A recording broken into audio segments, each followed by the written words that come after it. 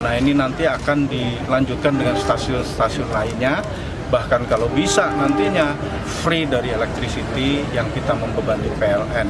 Kalau bisa itu kita lakukan, ini luar biasa. Ya, ini renewable energy. Pertama stasiun yang menggunakan tenaga surya. Oh, untuk yang pertama ini 6.000 watt. Itu cukup untuk penerangan. Dan makanya nanti bertahap terus menerus. Nanti kalau bisa kan di atasnya atap masih kosong semua itu. Kalau bisa kita kasih untuk tenaga surya, maka ini akan berguna bagi kita semua. Ya. Nah, setelah